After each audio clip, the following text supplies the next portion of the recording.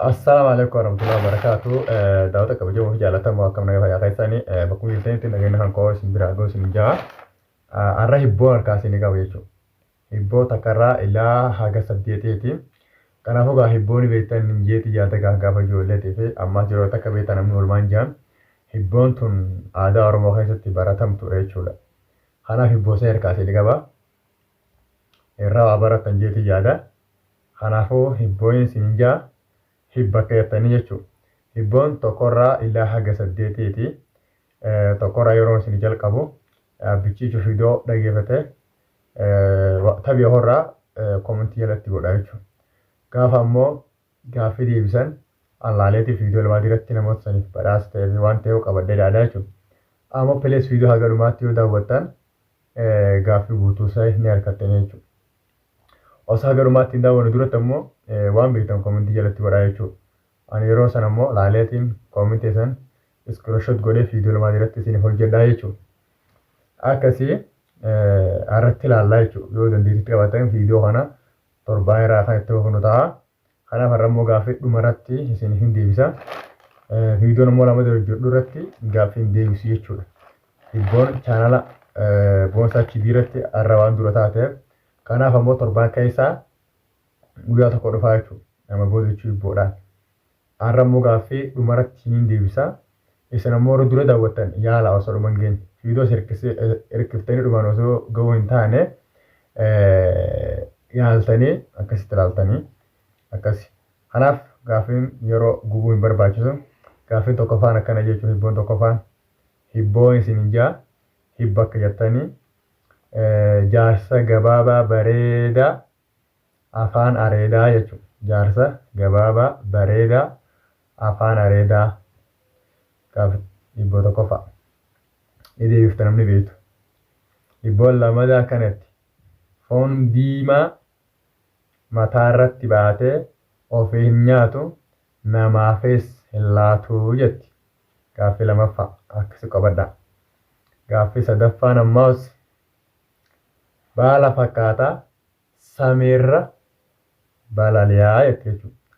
Agartanii sadaffaa jechuudha. Baala fakkaataa samiirra kaataa yookaan samiirra balali'aa jechuudha. Hibboo sadaffaa. Afuraffaa irra geenye jiramma. Afuraffaa irratti jiraa du'aa baatu du'aa jiraa baatu jettee jechuudha. Jiraa du'aa baatu du'aa jiraa baatu jettee jechuudha. Gaaffii afuraffaa agartanii mi? Amma shanaffaatti waliin dabarra.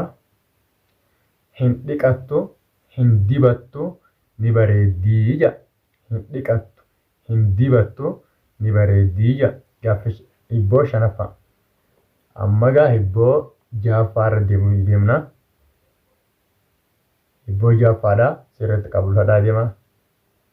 Adii dhalee gurraacha horsifatee diimaa guddifataa jechuudha. Adii dhaleeti gurraacha horsifatee diimaa guddifataa jechuudha. Hibboo ja'affaadha jechuudha. Torbaffaa irra hin jirra. Haati lafa dhiitti ilmoon haadha dhiitti jedha.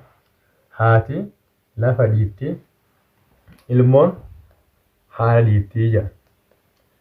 Okay. Kadhumaarra jira jechuudha. 8ffaarra. Gabaabaa qalbii dheeraa jettee jechuudha. Gabaabaa qalbii dheeraa. Hibboo 8ffaarra jira. Kan isin qabadde jechuudha. Kanaafuu itti jabaadhaatti haala achumaanuu pilis chaanala wardichi diyyoo subscribe godhaa laayikis godhaa maatiin haaf ta'a. Oromoo maatiin haaf taatanii jiraattan hedduu galatoomaa ulfaadhaa. Umri keessa barakaa isin fa'aa isin ijaa haga damtile sheer godhaa wal jijjibeessinaa. Amma haraa gaaffii deebisuutti hin deema jechuudha. Kanaafuu yeroo san subscribe godhuun dagatinaa laayik godhuun dagatinaa hiriyoota keessan afeeraa. Hibboo kana yeroodhaan kan isin bitu ta'a jechuudha. Torbaan irraa guyyaa takka jechuudha. Amaan booda waliin jirra jechuudha.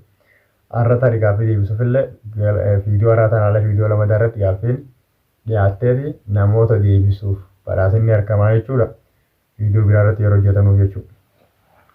Amma tokkoffaa irratti yoo waliin jiraattan maal isin jee jaarsa gabaabaa bareedaa afaan areedaati isin jaarsa gabaabaa bareedaa afaan areedaa jechuun maal jechuun beektaa? Boqqolloodha jechuun deebisaan boqqolloodha. Boqqolloo jechuudha gisee haa gooshee ka'e isin beektaniini furrii qabdi bara areeda jechuudha. Areeda naannoo furriin akkasitti raachi baasanii boqqolloodha jechuudha. Lamaffaan ammoo maal isin jee yoo waliin jiraatan foon diimaa mataa irratti baatee ofii hin nyaatu namaafis hin laatu isin jeemi. Kunis lukkuu korma jechuudha.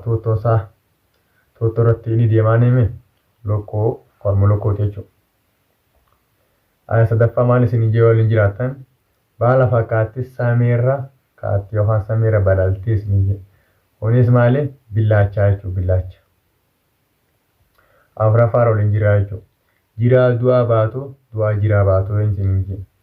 Jiraa du'aa baatu jechuun jiraadha inni du'aa baatu. Farda kooraa baatu jechuudha. Fardaa fi kooraadha jechuudha. Allee fardi jiraadha kooraan kaa du'aadhaa miree kan gubbaa jiru. Akkasi kooraadhaa jamaa jechuudha deebisaan. Shanaffaa waliin jira. Hin dhiqattu hin dibattu ni bareeddiin isin jee. Hin dhiqattu hin dibattu ni bareeddii isin jee. Hiddiidha jechuudha. Hiddii beektanii muka hiddii haa hiddiin kun bareedduma bara. Akkasii jechuudha daawwattoota kabajamoo. Jaffaadha isin jira. Adii dhalchee gurraacha horsiifatee diimaa guddifataa isin jee.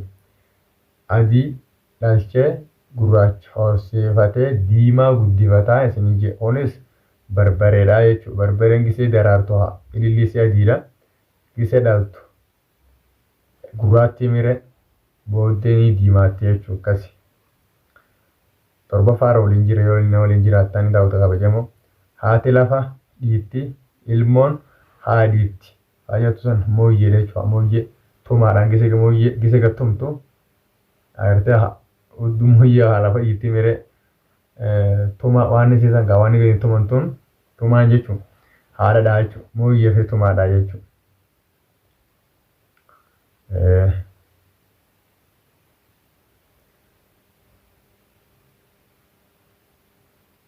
Gabaabaa qalbii dheeraan isin jee. Gabaabaa qalbii dheeraa jechuunis hindaaqoodha jechuudha. Hindaaqoo gabaabaa qalbii dheeraa jechuun hindaaqoodha. Akkasii gaa daawwattoota kabajamoo jaallatamoo asirratti xumurama. Kanaaf itti ulfaadhaa kabajamaa warri asin hojii keessa laayik godha akkasuma sabskiraayib godhuu isin dagatinaa isin ja'a. Kanaaf yeroo biraas viidiyoo kana babbareedaa ibboo qabadhee kan isiniif dhiyaadhu ta'a. Hagasittuu ana faana tura ana ijjabeessaadha. Ani sobbilees keessa bultii HD'n kana booda ibboo isiniif dhiyaataa jechuudha. Chaanala kanarratti jabaadhaa halkan gaarii yookaan guyyaa gaarii nama qabaadhaa.